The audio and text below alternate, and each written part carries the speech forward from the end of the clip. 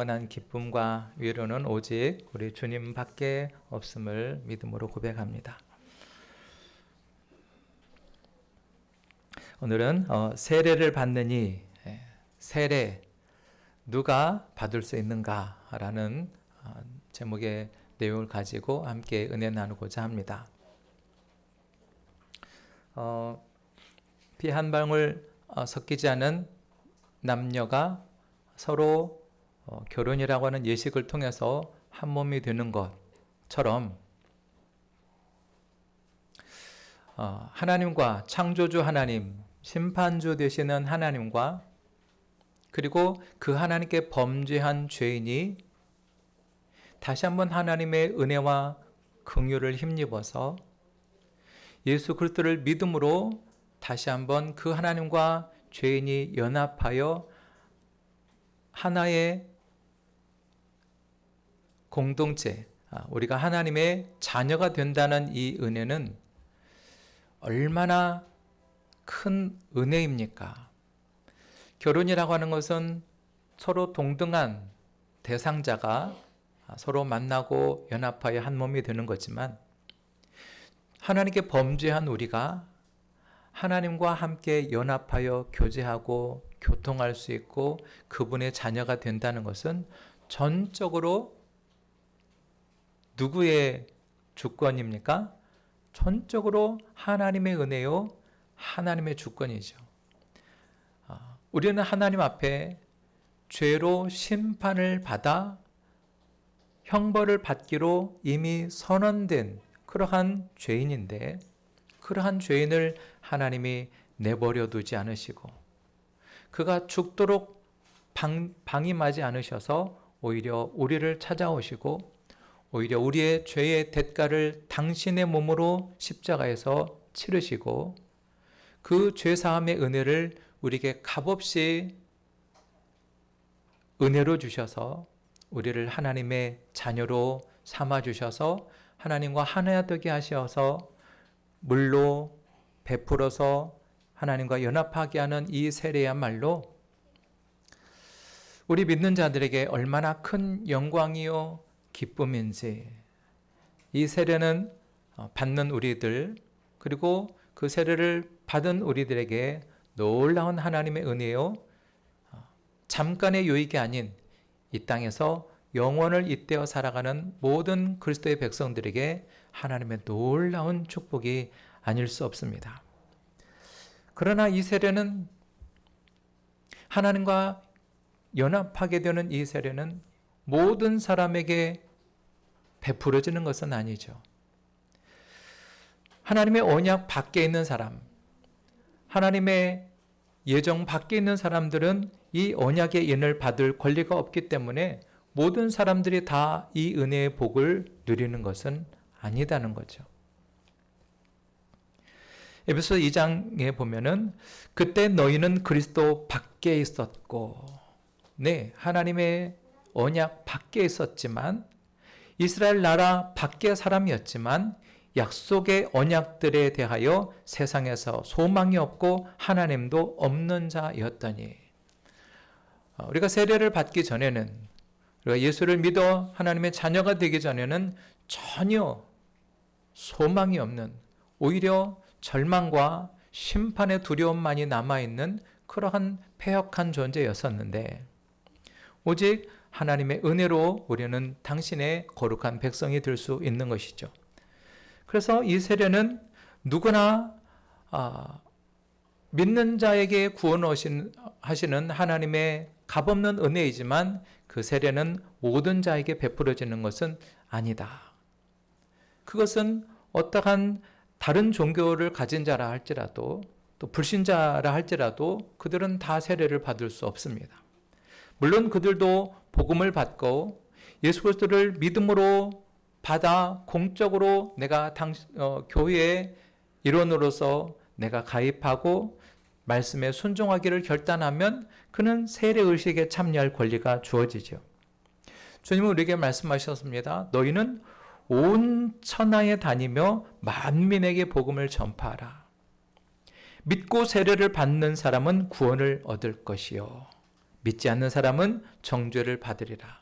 하나님은 우리가 세례를 받기를 원하시고 우리가 구원을 받기를 원하셔서 그 구원의 대상, 세례의 대상을 누구로 삼으셨냐면 온 천하 만민에게 구원의 길을 열어놓으셨습니다. 그리고 누구든지 믿고 세례를 받는 자가 구원을 얻는다라고 하나님이 우리에게 약속해 주신 것이죠. 그렇다면 여러분, 믿고 세례를 받는 사람은 모두가 다 구원을 얻을까요? 100% 구원을 얻은 것일까요? 그거는 또 아닌 것 같습니다. 왜요? 성경에는 참된 믿음과 거짓된 믿음이 있음을 얘기하고 있죠. 여러분, 우리가 속한 교회는 가시적인 교회와 불가시적인 교회로 나누어집니다. 눈에 보이는 교회와 보이지 않는 교회가 이렇게 서로 나누어져 있는데, 그러면 우리는 어느 쪽에 속해 있을까요? 우리는 눈에 보이는 교회 안에 우리가 현재 소속되어 있습니다. 그래서 우리는 이 눈에 보이는 이 가시적 교회 안에는 참된 성도도 있지만 그 안에는 가라지도 있다는 사실을 우리가 기억해야 돼요. 그래서 교회당에 모여서 그리스도에 대한 신앙 고백을 하고 신앙생활을 하는 사람들이 함께 모이는 곳은 그곳이 다 보이는 교회, 가시적인 교회, 사람의 눈에 보이는 교회이죠. 그러나 보이지 않는 불가시적인 교회가 있는데 이것은 사람의 눈에 보이는 교회가 아니라 누구의 눈에 보이는 교회일까요? 누구의 눈에? 네, 하나님의 눈에 보이는 교회입니다. 하나님의 눈에 보이고 하나님이 아시는 참된 신자들, 다시 말해서 과거나 또 오늘날이나 또 장차 앞으로의 세대들까지 그 모든 세대를 다 합한 그리스도인들, 그 참된 신자들을 포함해서 그들이 하나님의 보이지 않는 비가시적인 교회에 속하는 것이죠. 이것은 참된 교회입니다. 물론 우리가 이 참된 교회 안에 들어가 있지만, 그러나 우리는 누가 참된 신자인지 누가 가라지 신자인지를 우리는 분간할 수 없어요. 어느 정도 가늠을 할 수 있을지는 몰라도 우리는 알곡과 가라지를 정확하게 구분할 수 없는 것이죠. 오직 참된 교회는 하나님께서만이 아시고 하나님만이 보시기 때문에 사람의 기준으로 알 수 있는 교회가 아닌 것입니다. 그러나 그렇기 때문에 우리에게 중요한 것은 참된 교회는 우리에게는 보이지 않지만 우리에게 허락된, 우리에게 약속된 이 눈에 보이는 교회 안에 들어오는 자가 그 안에서 참된 신자, 참된 성도가, 참된 교회가 나타나기 때문에 우리에게 중요한 것은 뭐냐면 바로 이 세례를 받으려고 하는 자에게, 또 세례를 받은 자에게 요구되는 그 명령과 규례를 우리가 잘 알고 지키는 것이 우리에게 중요한 일이죠. 여러분, 우리 가운데 세례를 받은 사람이 있고 또 세례를 받아야 할 자도 있을 겁니다. 그러면 세례를 받는 자에게 요구되는 것이 무엇인지, 우리가 세례를 받을 때 우리가 무엇을 요구받았는지 오늘 다시 한번 점검하면서 내가 참된 교회 안에 소속되고 하나님의 언약 백성으로서 우리가 든든하게 서기 위해서 우리가 분명하게 중요하게 알고 지켜야 될 것들을 우리가 마음에 잘 새기시는 시간이 되었으면 좋겠어요. 첫 번째는 뭐냐면 우리가 세례를 받을 때 하나님께서 우리에게 세례를 받는 자에게 요구하시는 것이 있는데, 먼저는 복음에 대한 참된 신앙 고백이 필요합니다. 복음은 무엇이죠? 한번 따라합니다. 복음은 예수 그리스도. 네, 복음은 예수님이시죠. 예수님이 이 죄악 가운데, 영원한 형벌 가운데 처해 있는 모든 죄인들에게 영원한 소망이고 우리에게 기쁜 소식이 아닐 수 없어요. 세례를 받는 자는 반드시 이 복음에 대한 신앙 고백이 있어야 돼요. 내가 믿는 예수 그리스도에 대한 신앙 고백이 있어야 하는 것이죠. 여러분은 예수님을 누구로 알고 계십니까? 여러분은 예수님을 누구로 믿으십니까? 그 예수님이 나와 내 삶의 주인이신 것을 믿으십니까? 내 삶의 주인, 내 모든 영역의 주권을 그분이 가지고 계시고 그분에게서 모든 것이 온다라는 것을 믿음으로 고백하는 자가 세례를 받는 첫 번째 조건입니다. 그러니 내 삶의 주인은 오직 주 예수만 되어야 하는 것이죠. 따라합니다. 주 예수. 오직 예수. 네. 세례를 받기 전에는, 복음을 알기 전에는 내 삶의 주인이 내가 주인으로 살았지만 이제는 예수를 믿음으로 말미암아 예수님의 핏값으로 건짐을 받은 우리는 내 삶의 주권이, 내 삶이, 나의 존재 가치가 오직 주님의 손에 있으며 그 주님의 손에 나의 생명과 나의 안전과 나의 안위와 삶이 오직 주의 손에 붙들려 있다는 것을 우리가 세례를 받는 자는 그것을 믿음으로 고백해야 하는 것입니다. 여러분은 세례를 받을 때 주 예수님이 나의 주인 되신 것을 고백하십니까? 하셨습니까? 우리가 이 세례를 받을 때 우리는 이 부분을 분명히 고백할 수 있어야 합니다. 그래서 우리가 방금도 세례 서약에 대해서 세례를 받는 자에게 앞에는 이런 질문을 다 하고 서약하는 사람은 네 라고만 대답을 했었어요. 그런데 네라고 하는 이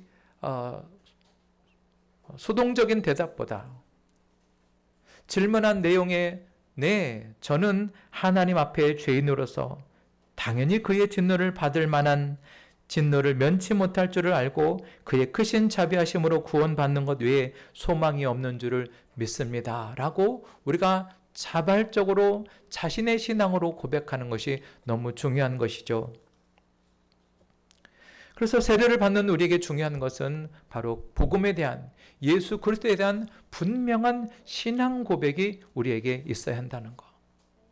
내가 누구를 믿는지, 왜 믿는지, 내가 믿는 그분은 나에게 어떤 분인지, 내가 믿는 그분이 나를 위해서 어떠한 일을 행하셨는지, 내가 그분을 믿음으로 말미암아 내 삶은 어떻게 변화되어졌는지 우리는 분명하게 우리의 삶의 고백으로, 우리의 신앙 고백으로 말할 수 있어야 합니다. 두 번째로는 그렇게 복음에 대한 신앙 고백을 가지고 뿐만 아니라 하나님의 그분의 말씀대로 나의 주인 되신 그리스도의 말씀대로 내가 준행하며 살며 따라가겠다라고 결단하는 자에게, 그런 신앙 고백이 있는 자에게 세례가 주어지는 것이죠. 여러분, 우리가 그리스도를 믿는 것과 그분이 말씀하시는 것을 따르는 것은 다른 이야기입니다.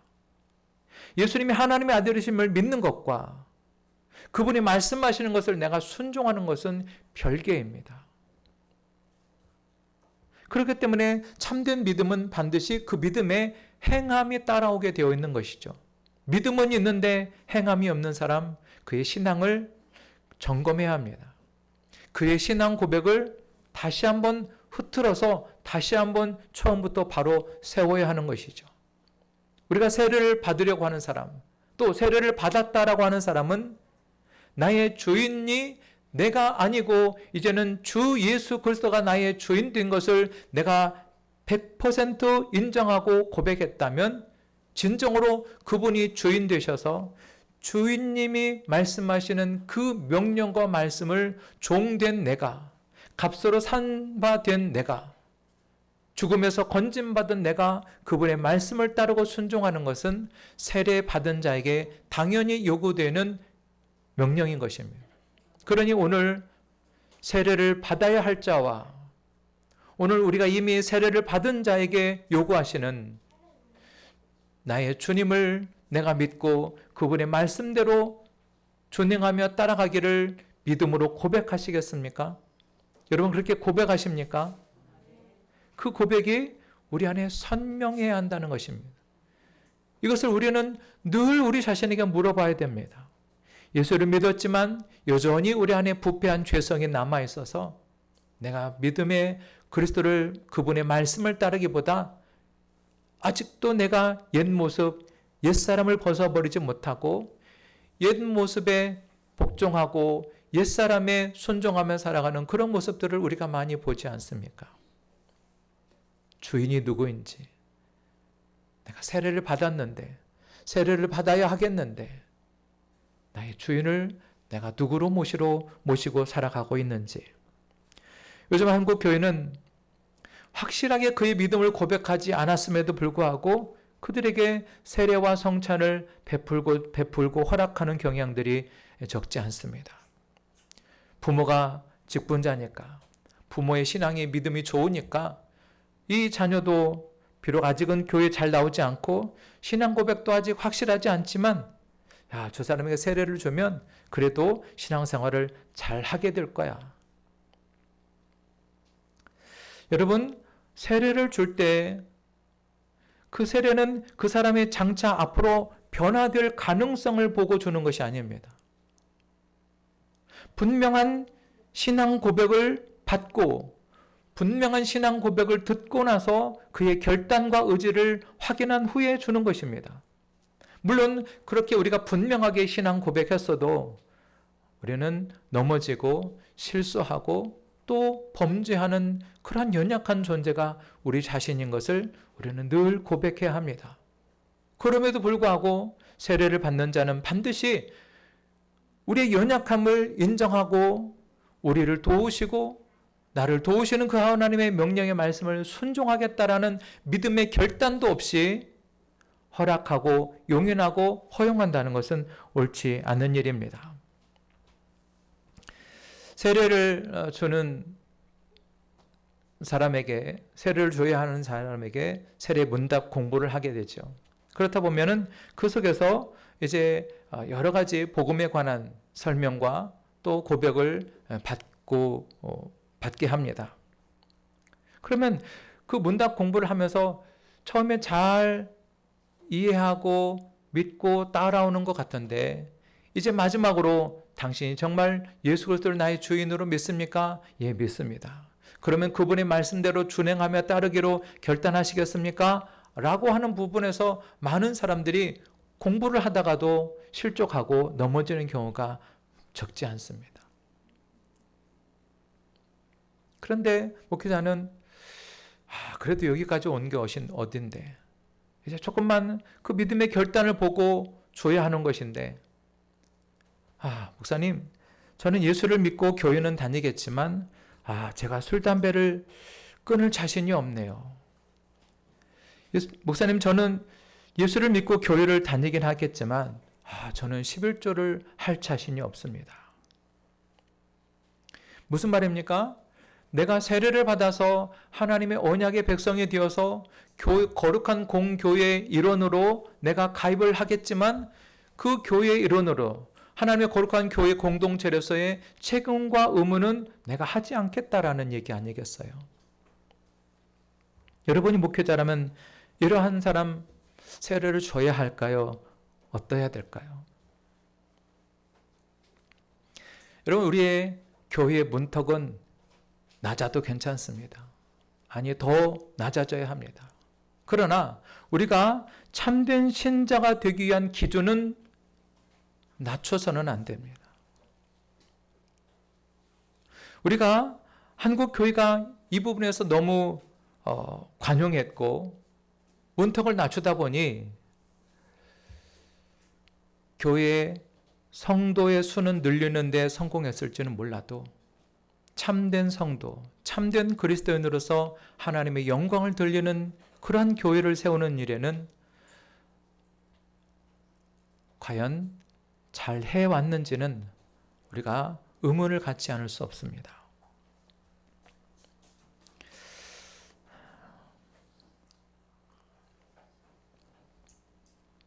네, 세례는 이처럼 그 세례를 받는 자는 눈에 보이는 공교회에 소속이 되고 또 그 눈에 보이는 교회 안에서 참된 교회, 곧 보이지 않는 교회가 하나님 보시기에 그 속에서 발견이 되는데, 그렇다면 우리는 이 눈에 보이는 교회에 가장 먼저 가입되어야 할 때 가장 먼저 요구되는 것, 첫 번째로 뭐라 그랬죠? 복음에 대한 신앙 고백, 예수 그리스도에 대한 신앙 고백이 필요하다 그랬죠. 두 번째로는 그 신앙 고백, 주님의 말씀에 순종하고 따르기로 결단하기를 고백하는 사람, 그런 사람에게 세례를 부여한다 그랬습니다. 자, 저는 세례를 누가 받아야 될지, 어떤 사람의 세례를 받아 볼지에 대해서 이렇게 말씀을 드리면서 이 시간에 또 하나의 다른 대상을 얘기하고 싶습니다. 바로 유아 세례입니다. 유아 세례. 여러분, 세례를 누가 받을 수 있다 그랬죠?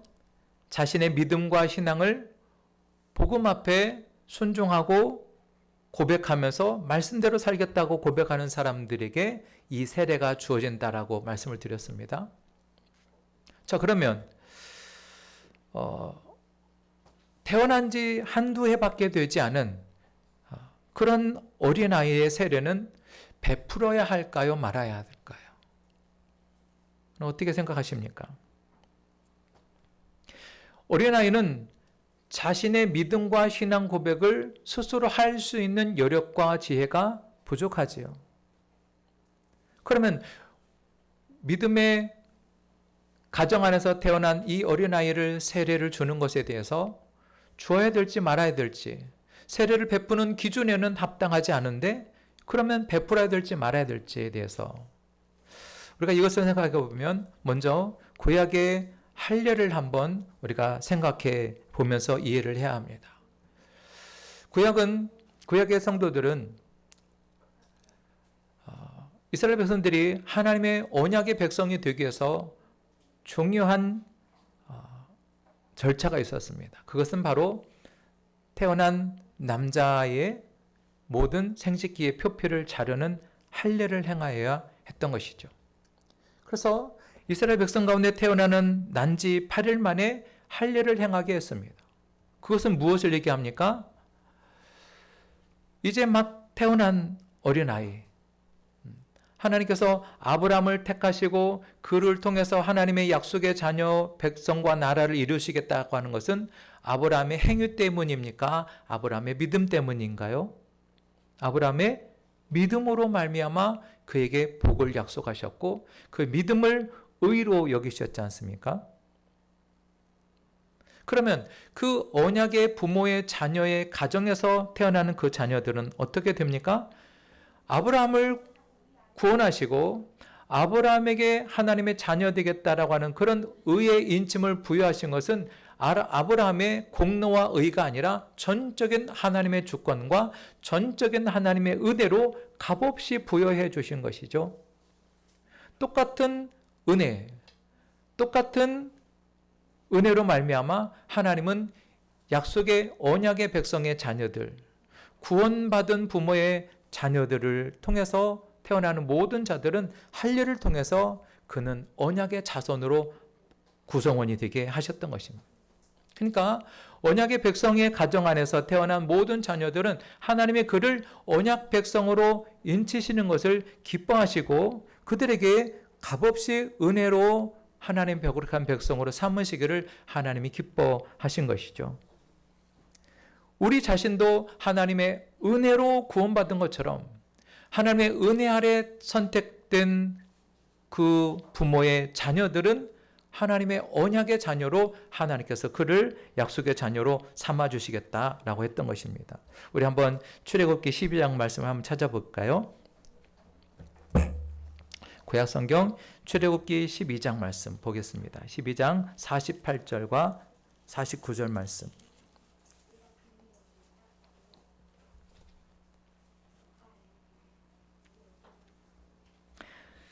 출애굽기 12장 48절로 49절 말씀 시작.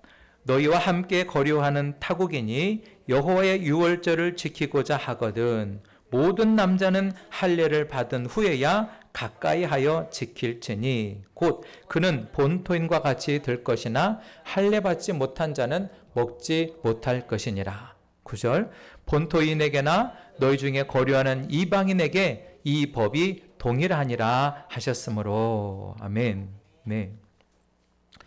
자, 이스라엘의 중요한 절기인 이 유월절을 지킴에 있어서 이스라엘 성 안에 함께 거류하는 타국인, 외국인들이 이 6월절의 절기를 지키고 6월절의 음식을 먹기를 원하겠지만 그들이 누구나 가능하지는 않았던 것입니다. 본래적으로 아예 이방인과 타국인들은 그 6월절의 음식에 절기에 참여할 수 없어요.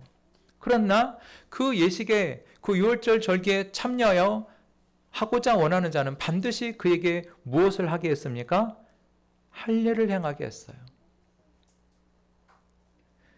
그 사람들은 이방인이든지 본토인이든지 상관이 없이 그가 할례를 행해서 하나님의 언약 백성이 되기로 작정하고 결단한다면 그에게 6월절의 절기에 함께 동참하고 함께 먹으며 함께 이스라엘 공동체의 백성의 일원으로 소속이 되는 것이죠. 이처럼 할례는 모든 사람들이 6월절의 가치를 알고 인정할 때 그가 받을 수 있는 것입니다. 6월절의 의무가 무엇인지, 그것을 받을 때 우리가 어떻게 되는 것인지를 아는 것이죠. 할례는 그냥 단순히 내가 하고 싶다고 되는 것이 아니라 고통에 따르지 않습니까? 남자의 성기의 표표를 자르는 일은 이거 뭐 마취를 하는 일도 아니고 굉장히 고통에 따르는 일입니다. 그러나 그 고통에 따르는 일에 분명한 결단이 없이 그렇게 쉽게 내가 가입하고 쉽게 빠지고 할 수 있는 것이 아니라는 거죠. 분명한 신앙 고백과 분명한 결단이 있을 때 발로 할례를 하게 되고 또 그 할례를 통해서 언약 백성이 되는 것입니다. 그것은 유대인이나 이방인이나 본토인이나 종이나 누구나 다 동일한 법으로 하나님께서 주신 것이죠.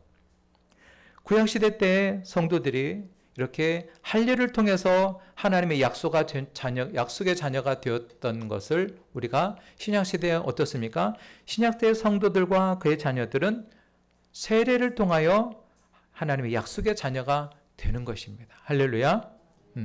우리가 오늘 태어날 때 물론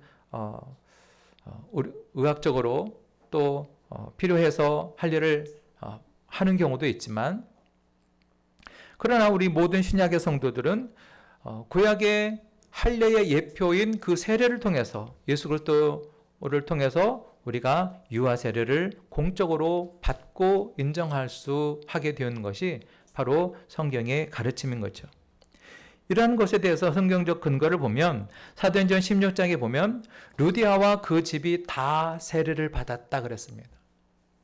복음이 전해질 때 그 복음을 듣고 루디아와 그 집이, 그 가족이, 사도행전 16장에도 빌립보 감옥의 간수와 그의 온 가족의 세례를 받았다. 또 고린도전서에도 보면은 스데바나의 집 사람에게 세례를 베풀었다. 그러니까 이방인이라 할지라도 타국인이라 할지라도 그가 비록 죄인이요 또 하나님을 모르던 자였다 할지라도 그가 세례를 통해서 그의 온 집이 다 구원을 받았다라는 거죠. 그러면 무엇입니까? 세례는 약속의 남자만이 아닌 그의 온 가족이, 할례를 행하지 않은 자녀나 또 여성이나 남녀노소 모든 가족들이 다 세례를 통해서 구원을 얻는다는 것이 성경의 가르침인 것이죠. 여러분, 우리 예수님은 이처럼 우리 어린이들을, 유아들을 귀히 여기셨습니다. 제자들은 사람들이 막 몰려드는 가운데 어린아이들까지 예수님에게 달려오자 그 굉장히 귀찮아하고 멀리하고 심지어 그 어린이들을 꾸짖기까지 했습니다. 그러나 예수님은 어떠셨죠? 예수님을 만나려고 배우려고 오는 그 어린아이들을 꾸짖는 제자들을 예수님이 꾸짖으시죠. 하시면서 어린아이들이 내게 오는 것을 용납하고 금하지 말라. 하나님 나라는 어린아이들과 같이 받들지 않는 자는 그곳에 들어가지 못한다 하시면서 하나님의 나라는 이러한 자의 것이다 라고 얘기합니다. 왜 예수님께서는 이런 말씀을 하셨을까요? 자, 어린이들이 예수님께 나올 때 그가 그 어린아이들이 믿음을 고백하거나 신앙 고백을 하거나 난 주의 말씀대로 따르겠습니다라는 그런 결단의 고백의 말씀을 듣고 그들에게 축복하신 것이 아니었죠. 예수님은 자기를 만나려고 오는 그 어린아이들을 안아주고 안수하고 축복하셨던 예수님이십니다. 그 어린아이들을 안고 안수하시면서 축복하신 것은 그들에게 신앙 고백을 들으신 것이 아니라 그 어린아이의 그 가치, 그 어린아이 자체가 가지고 있는 가치 때문이죠. 무엇입니까? 어린아이는 그가 온전히 자기의 힘으로 모든 것을 할 수 없고 자기의 의지대로 살아갈 수 없기 때문에 분명히 어린아이는 자신의 부모를 전적으로 의지합니다. 맞습니까? 맞습니까? 자신의 힘으로 세상을 살아갈 수 없고 자신의 지혜로 세상을 열어갈 수 없기 때문에 그 자녀는 부모를 온전히 여기고 그 부모를 두려워하고 존경하고 사랑하며 부모를 따릅니다. 바로 주께서 우리에게 요구하시는 어린아이들이 하나님 나라에 들어가는 그 가치가 어디에 있는가? 우리가 하나님을 믿고 언약의 백성이 되는 데 있어서 우리의 행위와 노력으로 구원받는 것이 아니라 나를 구원해 주시고 나를 보호해 주시고 나를 돌봐주시고 나를 이끌어 주시는 분이 오직 우리 하나님께 있음을 믿고 그 하나님께 전적으로 나를 의탁하고 전적으로 나를 맡기는 그 믿음이 바로 주님께서 우리에게 요구하시는 믿음이라는 거죠. 그럼 우리가 하나님의 나라에 들어가려면 이 어린아이들처럼 순수하고 또 하나님의 은혜에 전적으로 기대어서 우리의 구원을 오직 그분께 맡기고 그분께 신뢰하는 것이죠. 이처럼 부모가 하나님께 속할 때 아직 신앙 고백을 할 수 없는 이러한 자녀들은 그 부모와 함께 하나님의 언약 안에 속하기 때문에 우리의 자녀들이 죄사함을 받고 그가 유아 세례를 받을 수 있는 것이죠. 오늘 우리 예배하는 우리들 가운데 어린아이들이 있는데 우리 어린아이들께 물어볼게요. 여러분 아이들 물어봅니다. 여러분들은 세례를 받으셨나요? 질문을 그럼 다시 한번 좀 쉽게 해볼게요. 여러분들은 유아 세례를 받았나요? 받았습니까? 저는 유아 세례를 받았어요 하는 사람 손 들어봐. 그때 받았을 때 여러분들은 어떻게 받았는지, 누구한테 받았는지, 그때 어떤 상황이었는지 기억을 다 못하더라도 분명히 여러분의 부모의 신앙을 따라서 여러분이 유아 세례를 받았어요. 그러면 무엇입니까? 여러분은 나의 부모님의 신앙과 믿음의 고백을 따라서 여러분은 하나님의 딸입니다. 나는 부모님의 신앙과 믿음을 통하여서 하나님의 언약의 자녀, 약속의 자녀가 되었다. 아멘인가요? 아멘입니까? 네, 여러분들은 부모님이 여러분이 어렸을 때 유아세례를 통해서 여러분이 하나님의 자녀가 되었음을 공교회 앞에서 인치고 확증했습니다.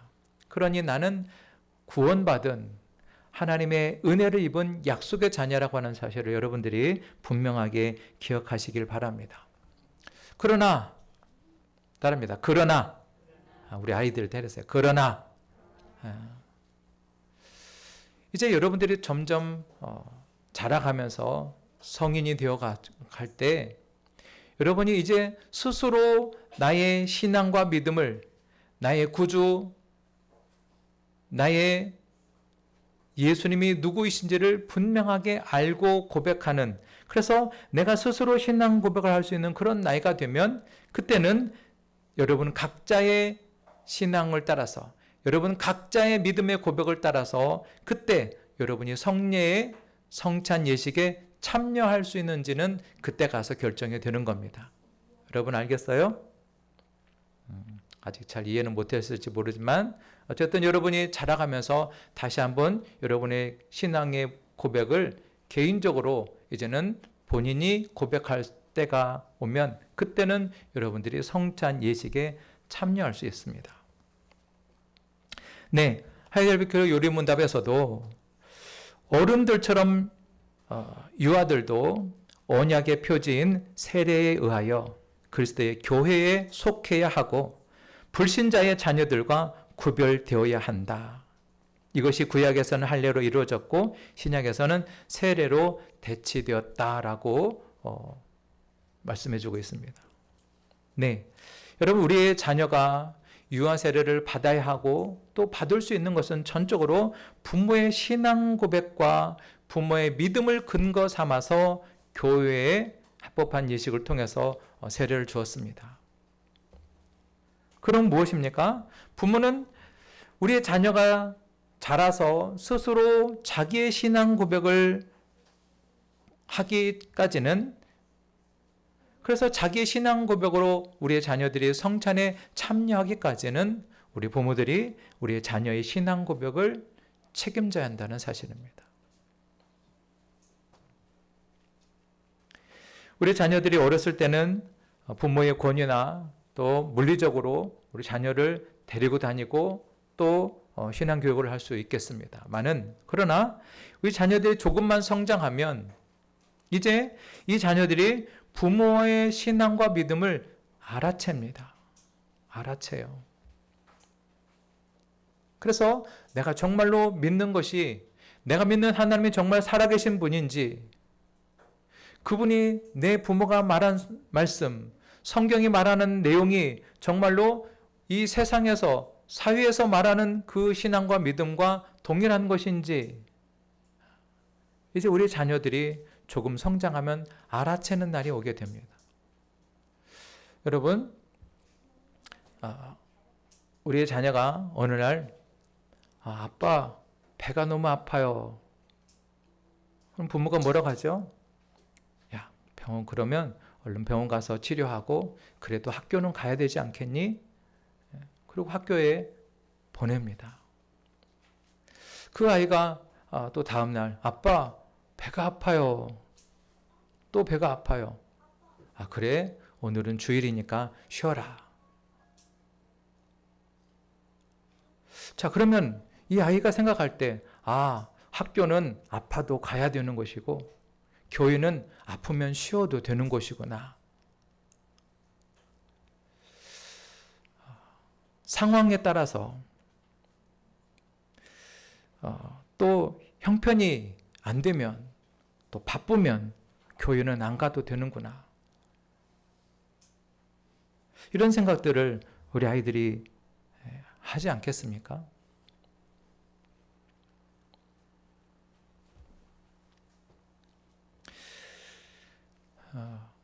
우리가 어떻게 하나님 앞에 예배하는지, 어떻게 우리가 하나님을 두려워하고 예배 생활하는지 우리 자녀들은 잘 알아챕니다.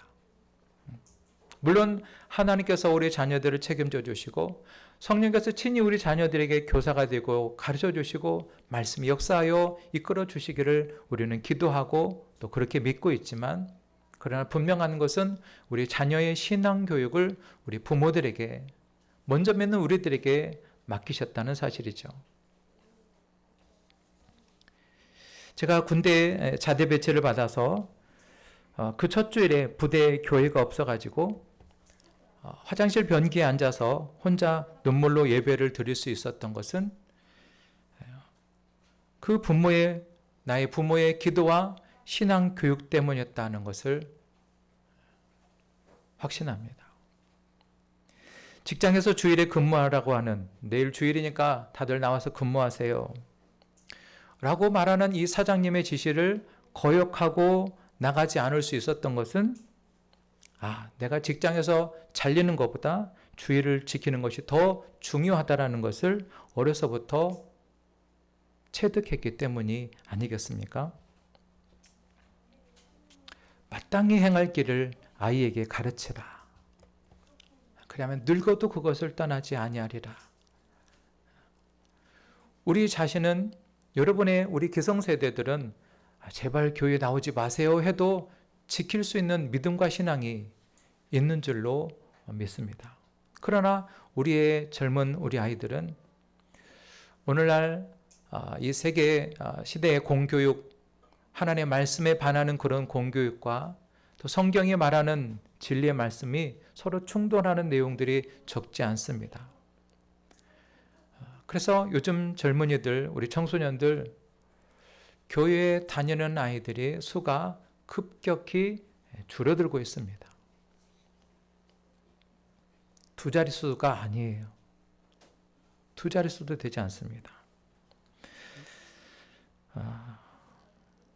이 모든 것들은 우리의 자녀들, 우리 부모가 먼저 내가 믿는 믿음을 본을 보여야 하고 삶으로 보여준 것만 우리 자녀들에게 남는다는 것이죠.